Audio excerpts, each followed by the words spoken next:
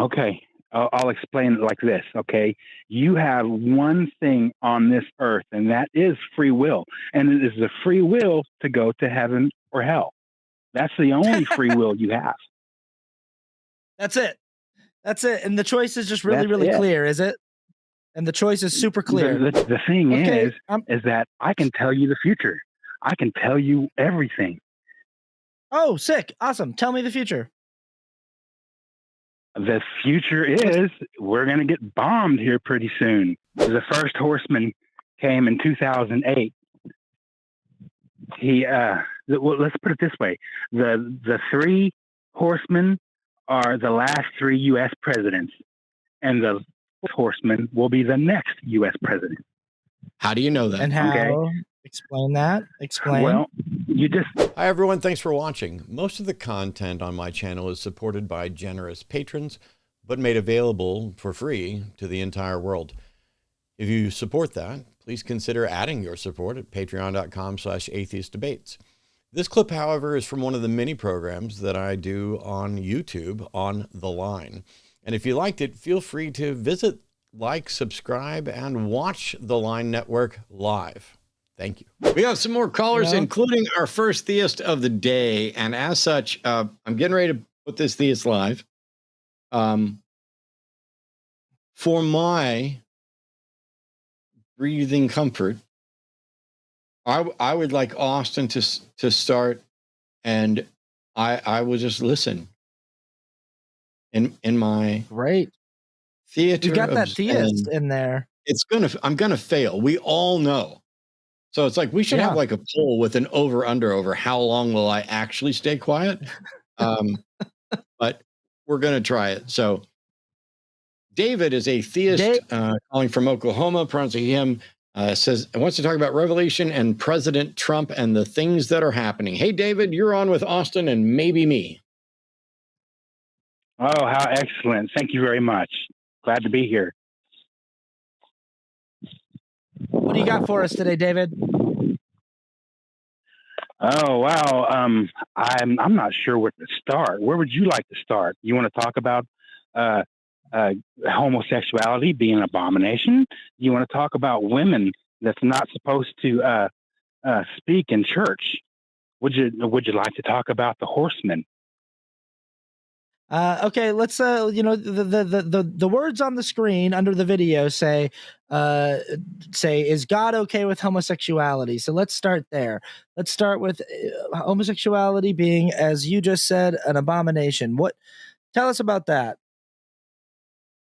Well, that's exactly what it is. It's an abomination under God. That's why he destroyed Sodom and Gomorrah. There's reasons why the things happened the way they did. Oh my God! Explain that to me. So you're in your book of fairy tales. God destroyed a city because of homosexuality, and that means that henceforth and forever, that's how we're supposed to understand humanity. Is that it's not exactly that, but close. He destroyed a city because of not only homosexuality, but many other things that went along with that. But I'm not exactly sure how to convince you or anything. I just want to explain the truth. You want to explain the truth? Okay, cool. Let's start from here, because I got to be honest. I don't really want to get into a semantic conversation about what the details were. I mean, Matt could probably do this a lot better than I could, of what the details were on why the Bible says Sodom and Gomorrah was destroyed by your psychopathic God who just loves mass murdering people all throughout the Old Testament. But let's pretend that let's not pretend. This is the truth of the situation of the conversation we're having. I don't accept your Bible as an authoritative book that is full of truth. I don't accept the truth claims made by your book. I think your book is largely contradictory, and I find it to be nothing more than a collection of myths and allegories written by people who didn't, understand the natural world around them, and they were trying to construct a story that helped them make sense of the confounding nature of existence. So given the fact that I don't accept your book as an authoritative source on morality or who's a good person and who's a Right bad from wrong. person.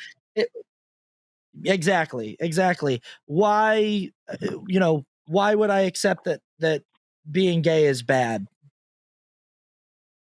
Is there any way is there anything you can give me other than my book says so? In truth, you have the free will to accept what you want. Okay.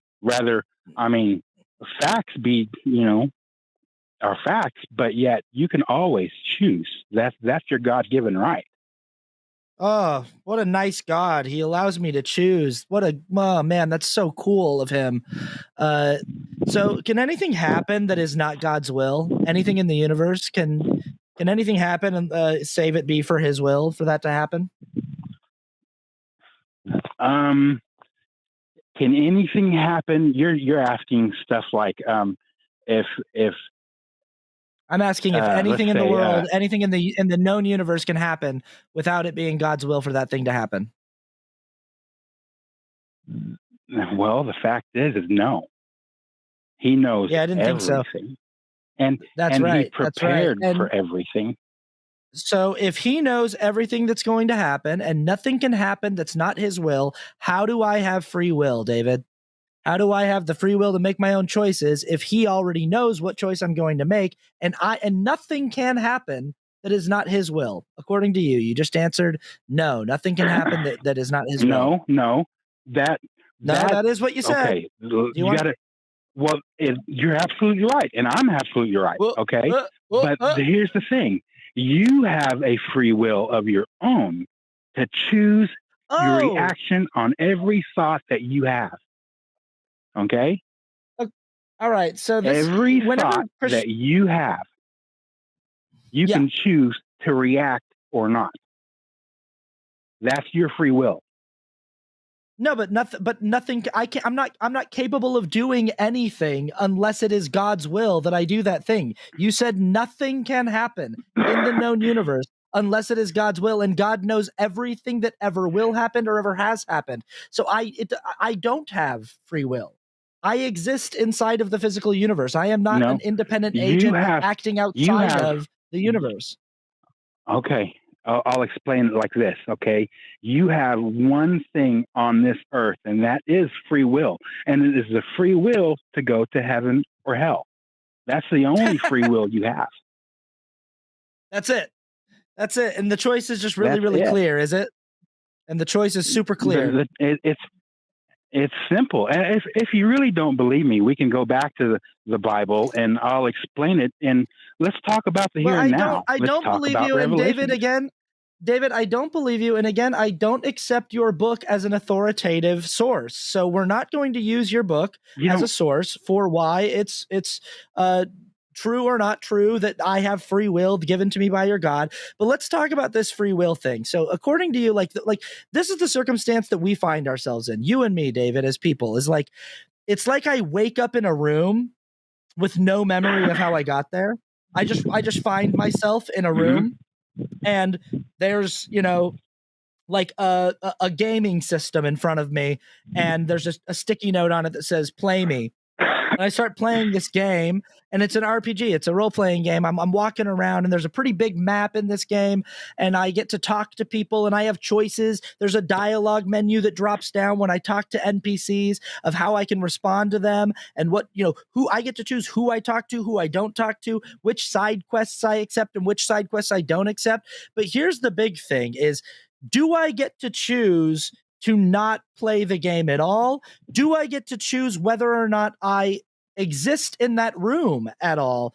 And also, let's say I do everything right. Let's say I do everything right and I get to go to heaven. Do I get to choose not to do that? Like maybe I do everything right and I go to heaven and I find out your God is like a total maniac, just like a narcissistic psychopath. Can I opt out of that? Can I be like, oh, I don't like this. Can I opt out of existence? Do I have the choice to just not play this weird, like Jigsaw from Saw trap that your God has set up for me where it's like, I've placed you in this room with no knowledge of how you got there or who you were before, but you got to play this weird game and solve all these riddles and all these puzzles. And if you get it right, you get to come live with me.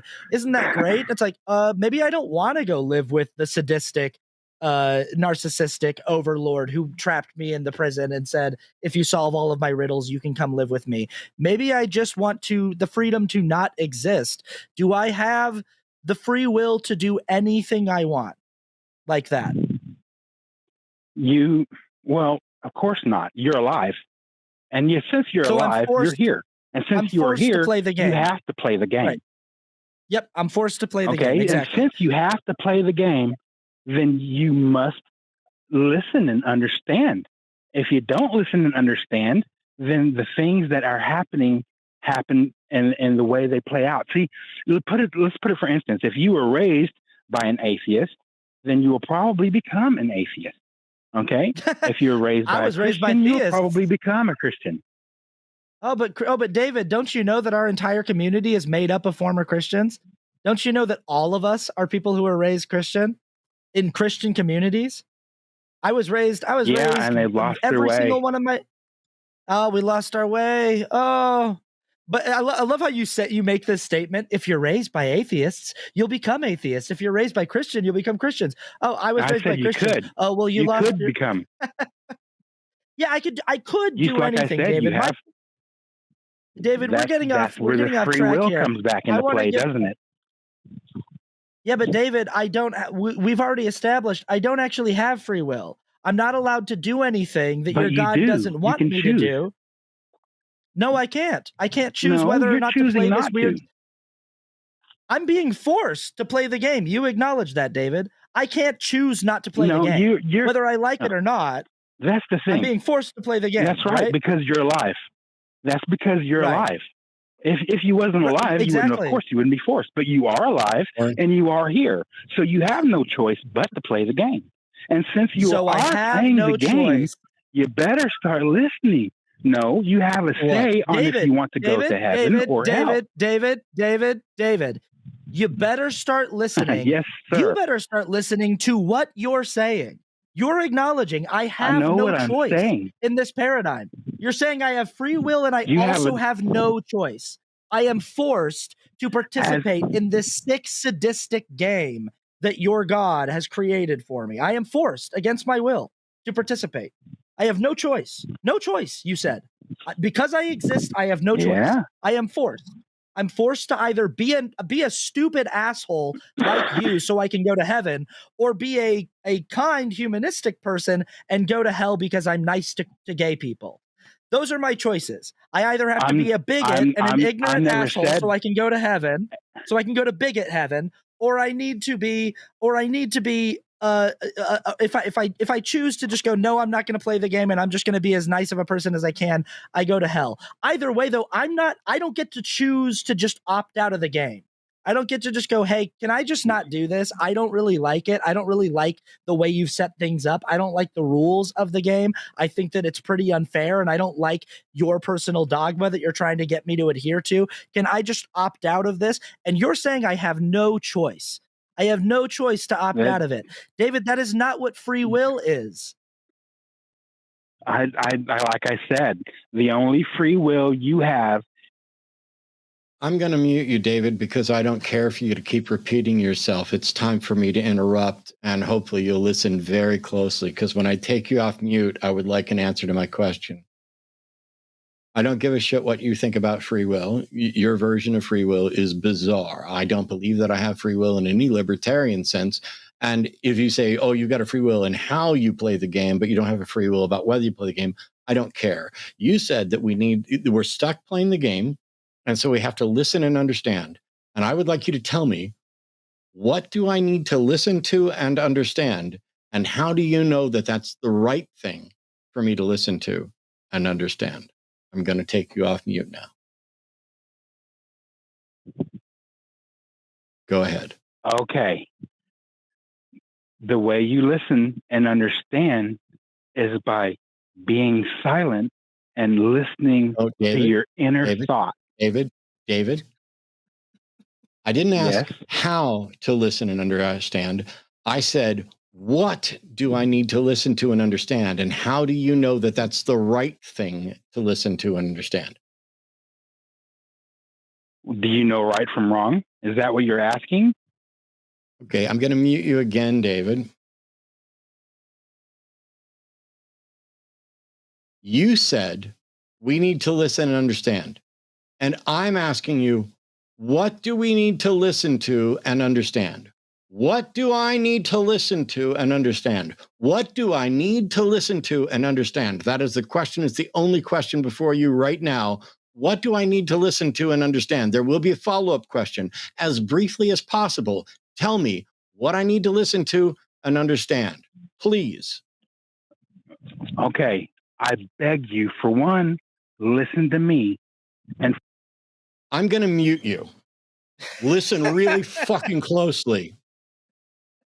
Don't beg me to listen to you. I asked you a fucking question 3 or 4 fucking times. When I unmute you, answer that question. Answer only that question. Don't stray. Don't beg me to listen to you. You called in to say I need to listen to and understand something. And my first question, that we will not move beyond this. I will not let you get involved in any fucking distractions. My first fucking question that must be answered for this call to move forward at all is, what must I listen to and understand?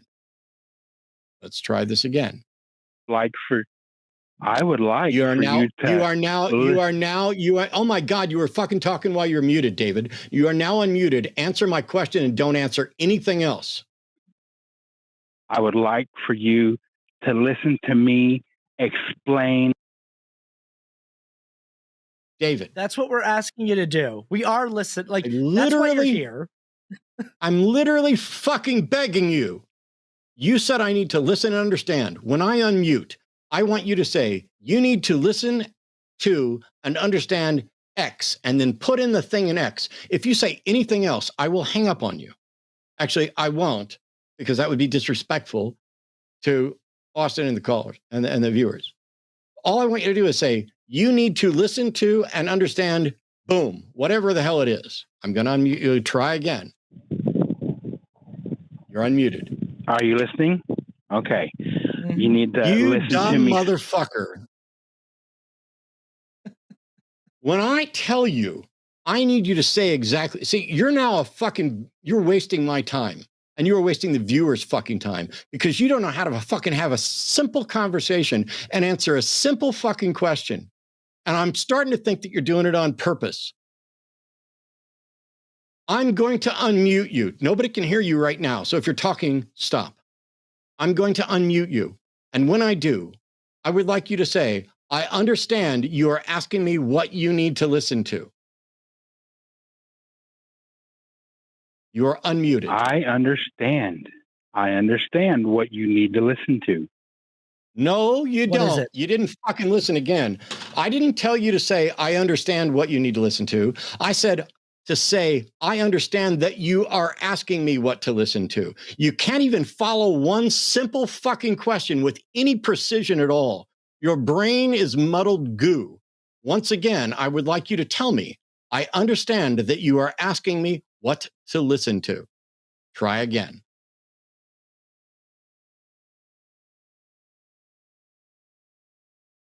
I know what you need to listen to.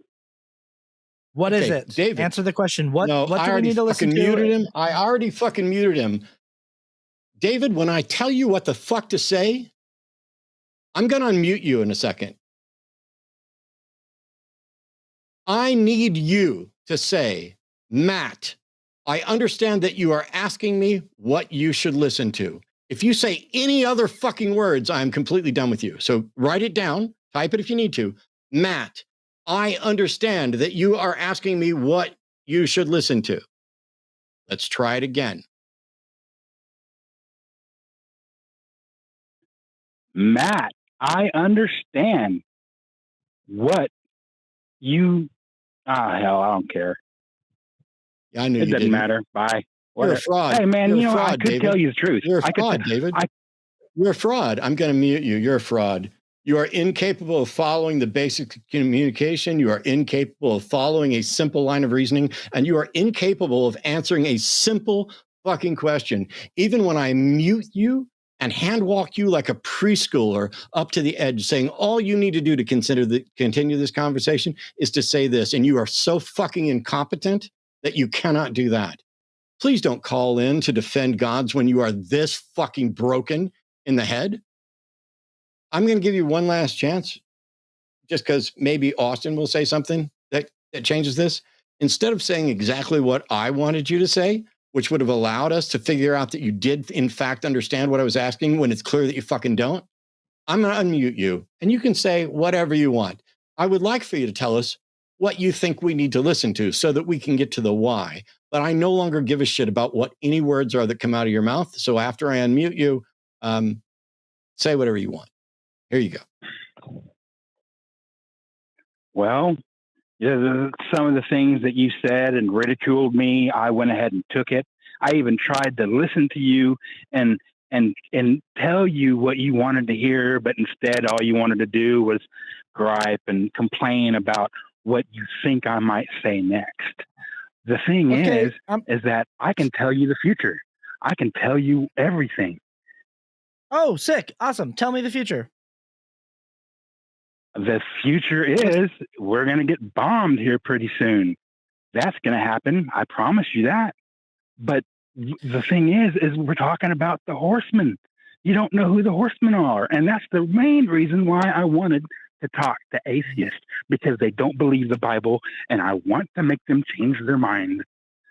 Why should we believe the Bible, David? So we started this conversation, David, with you saying homosexuality is wrong because it says so in the Old Testament. And I said, what if I don't care about your stupid book? Could you prove to me that it's wrong without that book?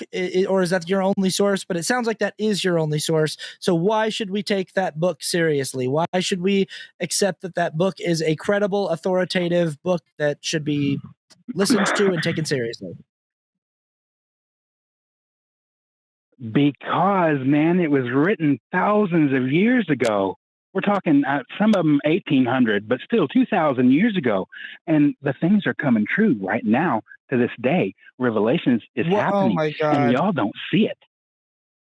First of all, the book is Revelation, not Revelations. If you don't even know the name of the fucking book, don't pretend that you fucking know what's in it or that it's relevant. You are making the same claim that people have been making since the dawn of fucking Christianity, that we are in the end times. We've always been in the end times. The end times, the end times, the end times. It's all coming true. It's all coming true. And you don't even know the name of the fucking book, you dumbass. Go ahead and call me names. That's okay. I don't care. David, I'm telling you that it is happening. But also, it's fucking true. You're a dumbass. You don't even know the name of the fucking book. I told you. David, and look, I'll tell you. I can prove it. I can prove it. I've been waiting for you to even define it, let alone prove it. You are a garbage thinker. All you have to do. You can't even name the fucking book. All you have to do, just do one thing. Open up the book and read one chapter. Revelation chapter 6. Okay. All right. David, you're telling us that if we read one chapter from the Bible, we're going to know that the Bible is true. That, first of all, I said, how do you know that the Bible is an authoritative book? And you said, because it was written thousands of years ago.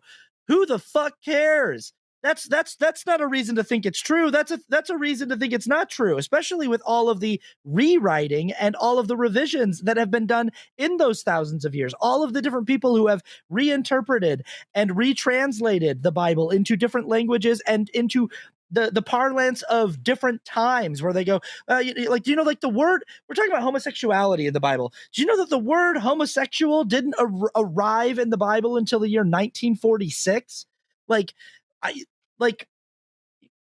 Your book keeps getting rewritten, and your argument that it's an authoritative book is that it was written thousands of years ago. Do you know that you're talking about people who didn't understand how weather works? Like, they would see a tornado and be like, I think that's a spirit. Like, I think that's an angry spirit, because they didn't fucking know what an air, how air got air pressure worked in the atmosphere and how it could work into a vortex that could become like a force of nature. They just saw things like that and they thought that looked supernatural because they didn't fucking understand it. And your argument is, well, people thousands of years ago said it. Yeah, man. People, all kinds of ancient humans believed all kinds of things because they didn't have a scientific understanding of the natural world. They would look up in the sky and see lightning and be like, what the fuck is that? And then they would write stories and myths about gods in the sky who were throwing bolts of lightning at each other and things like that. But Matt, do you have Revelation 6 that I do? Okay, which I've read. Yeah. Which I've read many times and preached on and counter-preached on, but at least I know that the book is called The Revelation of John and not Revelations. Revelation 6:1. Now I watched when the Lamb opened one of the 7 seals, and I heard one of the 4 living creatures say with a voice like thunder, "Come, come." And I came. And I looked up, and behold, a white horse, and its rider had a bow, and a crown was given to him, and he came out conquering and to conquer. When he opened the 2nd seal, I heard the 2nd living creature say, "Come!" And I came again. And out came another horse, bright red. The rider was permitted to take peace from the earth, so that people should slay one another, and he was given a great sword. And when he opened the 3rd seal, I heard the 3rd living creature say, all together now, "Come!" And I looked back, and behold, a black horse, and its rider had a pair of scales in its hand. And I heard what seemed to be a voice in the midst of the 4 living creatures saying, "A quart of wheat for a denarius, and 3 quarts of barley for a denarius, and do not harm the oil and the wine." Why are they using currency that no longer has the value that it has now? But we'll set that aside. Maybe it's just a metaphor. When he opened the 4th seal, Austin, can you guess what the voice said? I bet he commanded you like a really solid dom to come, and like a good sub, you came. Yes, Daddy, I will come again. And I looked and beheld a pale horse, and its rider's name was Death, and Hades followed with him, which is a great game, by the way. And they were given authority over 1/4 of the earth to kill with the sword, with famine and pestilence, and by the wild beasts of the earth. By the way, if you're going to try and tie all of this to modern warfare, there aren't swords. It doesn't have to be literal. It just means conflict. Yes, I know it doesn't have to be literal. Do you understand that the book of the Revelation of John almost did not get included in the Bible because early Christians considered it the ravings of a lunatic, incoherent rambling things? The thing is that our current caller is a problematic pattern recognition machine, and he reads through Revelation and sees what he wants to see, just like millions of people have done throughout the entire history of Christianity. This is why you have the end times prophecies. I have an entire book. It's not in here. It's over in the other room, on Revelation, verse by verse, that was written back in the 70s or the 80s. And there's stuff way before then as well. So here we go. When he opened the 5th seal, I saw under the altar the souls of those who had been slain for the word of God and for the witness they had borne. They cried out, not come. They cried out, "O sovereign Lord, holy and true, how long before you will judge and avenge our blood on those who dwell on the earth?" Then they were each given a white robe, told to rest a little longer until the number of their fellows, servants and brothers, should be complete, who were to be killed as they themselves had been. When he opened the 6th seal, nope, this one didn't say come. I looked, and behold, there was a great earthquake, just like there was about several hours after Charlie Kirk was killed, 100 miles away or so. I just did it in a video called Charlie 1223, because other pattern recognition machines decided that Charlie's death was a sign from God, and that God sent an earthquake because the ground trembles when God is angry, and God was angry. So he made the earth tremble a few hours later, 100 miles away. But that's up on my channel. When he opened the 6th seal, I looked, and beheld there was a great earthquake. The sun became black as sackcloth. The full moon became like blood, and the stars of the sky fell to the earth. That's not fucking possible. Stars are big, really big, extraordinarily big. written by somebody who does not know what stars are, who like exists at a time where they literally do not know what a star is. They're just pinholes in the curtain of night. And if they were pinholes in the curtain of night, they still could not fall to earth. Why does your God not know what stars are? It just means there were lights coming down. It just means this. You don't have to take it literally, except when you do. As the fig tree sheds its winter fruit when shaken by a gale. Bible loves it, some fig trees. I got a fig tree in the backyard. The leaves are huge. No wonder they're used to, cover up genitalia. Because, when you really have big genitalia or gross genitalia, the bigger the leaf, the better. The sky vanished like a scroll that is being rolled up, and every mountain and island was removed from its place. Are you fucking kidding me? The sky was rolled up like a scroll? Yep. That's what it says. Every mountain and island. Sorry, your God doesn't understand basic geography, doesn't understand tectonic plates, doesn't understand that the only difference between the mountain and the valley is elevation, and what may be a hill or a mountain in one place doesn't count as a hill or a mountain in another case. And islands just go away. So Hawaii is just going to vanish. But wait a minute. Isn't every continent basically an island? I mean, there's so much water in there. Anyway, let's keep going because we're almost done. There's only 3 verses left. Then the kings of the earth and the great ones and the generals and the rich and the powerful and everyone, slave and free, hid themselves in the caves and among the rocks of the mountains. This is written by people who don't understand that there are other places to live and hide other than caves and rocks and mountains. For example, there's not a cave or rock crevice in a mountain anywhere near here where I could possibly go and hide. But you keep going. Calling to the mountains and rocks, fall on us and hide us from the face of him who is seated on the throne and from the wrath of the Lamb. The great day of their wrath has come, and who can stand? Okay, here we go. David, what about that applies to today? And how do you know that it's a message from God and not a coincidence? The first horseman came in 2008.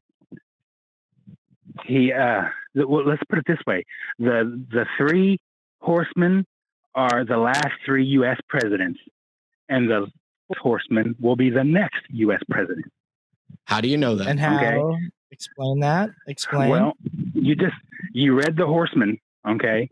And the way you line it up is Obama was the first horseman. He was inaugurated in 2000. How do you know that? I'm trying to explain because he lines up. No, you're not fucking trying to explain.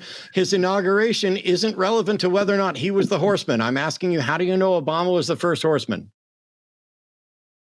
Very last thing he did was he showed his bow by lighting the White House in 2015 with a rainbow representing gay pride. Okay, we're going to say goodbye to David because David needs some help. That's what I thought. That's what I thought. Please you got us, David. Therapy.org. You got us. Please get yourself a counselor. You are delusional in a sense where it would be both cruel and possibly unethical for us to keep entertaining your nonsense that the Bible wrote about the first horseman. And because Obama put a rainbow, which isn't a bow, that you're going to use that to determine he was the first rider. Let's take a look at what the Bible says in chapter 2 about the first rider. And behold, a white horse. There's no horse, and it's not white. And even Obama's not white. And its rider, who is supposedly Obama, had a bow.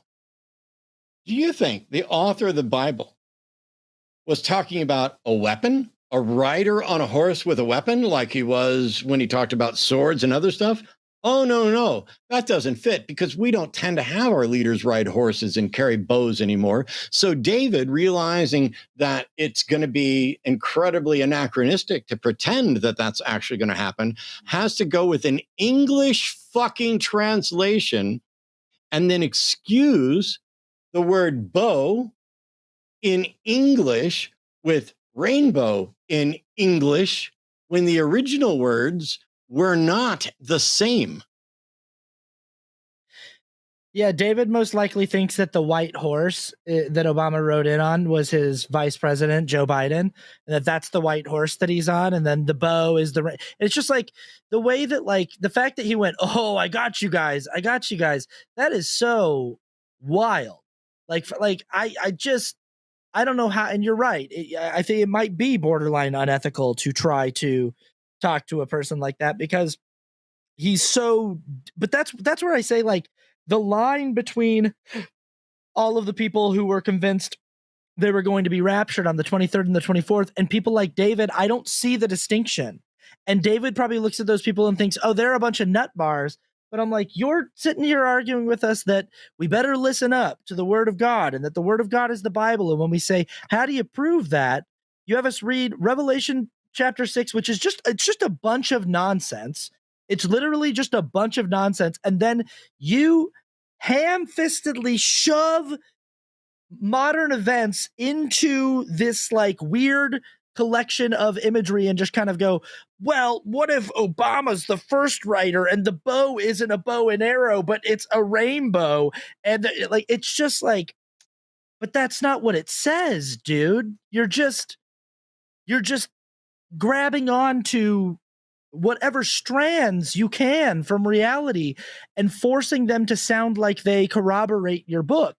And again, yeah. I mean, we're just in one stupid chapter of one stupid book in this giant stupid book filled with so many stupid chapters.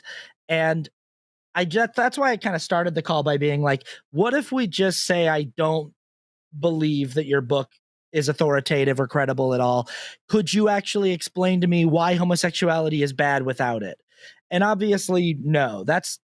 And that's the major problem with Christian nationalism and white nationalism in America, is that we have a whole bunch of people who want to rule over the world, and their justification for their worldview cannot be found in objective empirical reality. It's all based in this one fucking book. And it's a book it's just such a stupid book. And it's like, if you could actually give me some kind of substantive data that shows why it's bad for kids to see a cartoon where a character has two moms in it. If you could actually show me some peer-reviewed scientific studies that have been done on this, and we could actually have a real conversation where you're bringing real data to the table, then maybe we could have a conversation. But it always just goes back to, my stupid magic book says so in one chapter in one book. And we're not even sure that it says that. That's just the way that I've chosen to interpret it. Oh God! Yeah, and since we dropped David, I'm gonna retract a part of this because I was setting up a potential trap, and I probably shouldn't do that, because in Revelation 6:2, the Greek word that is translated in English for bow is Greek 5115, which comes from a root of fabric, which may be where David got the notion that this is a rainbow cloth, but it is used for a bowstring. It may also be used as some sort of a garment to bring about. But since I'm not an expert in Greek, I'm going to avoid making any more pronouncements about what the original actually means.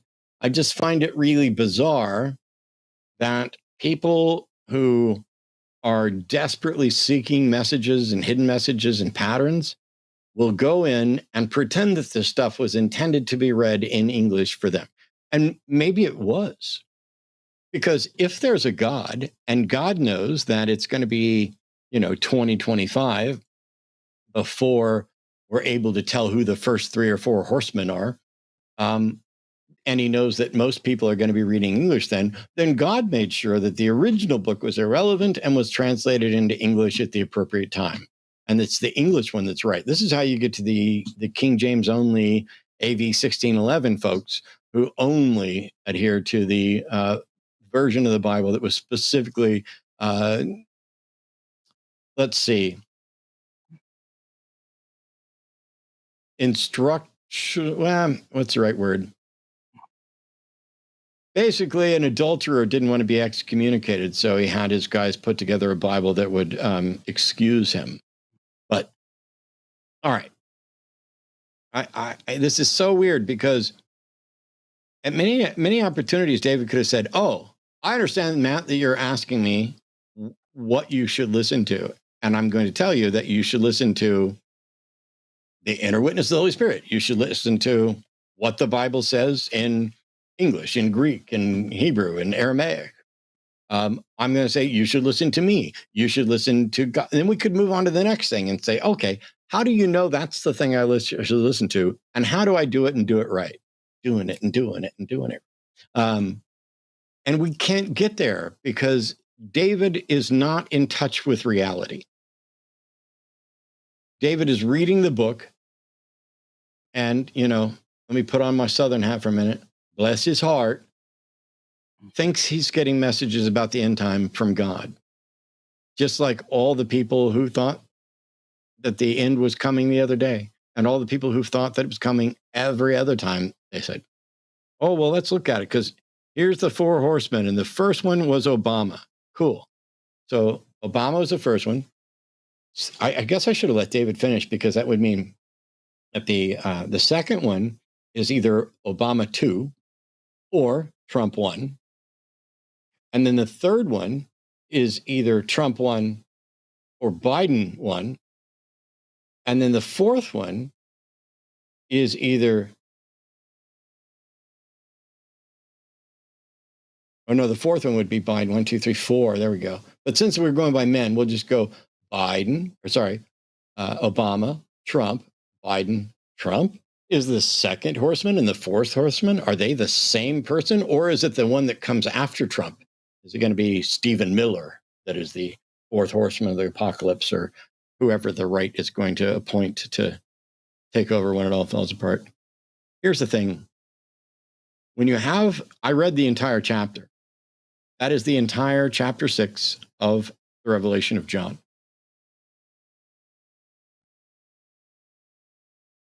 The only way people find use for the book of Revelation is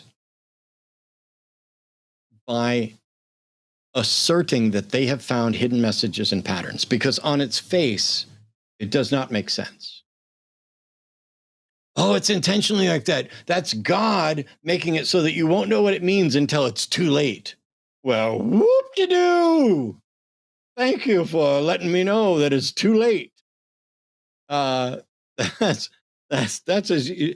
Everything is an excuse.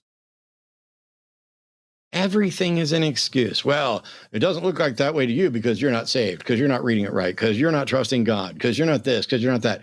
It's a useless fucking prediction if it can mean almost anything to almost anyone. How do you know Obama was the first of the horsemen? Oh, because he put up a gay pride flag. Well, hang on. Was he the first one to put up a gay pride flag?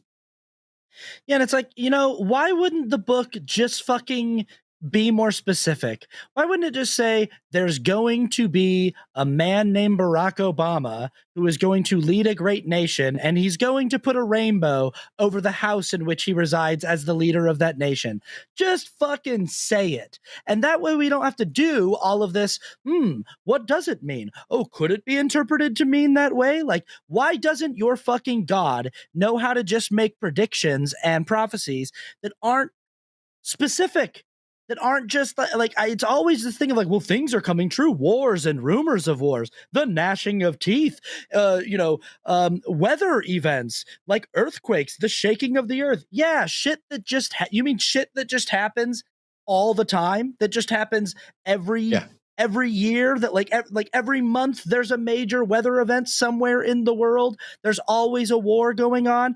Why would it kill God when he's talking to whatever mouthpiece he's talking to write the Bible? Would it kill him to just use a little bit more authorial specificity. Is that a word? Authorial? Author? It should anyway, be. It works. Fuck it. Language is our plaything.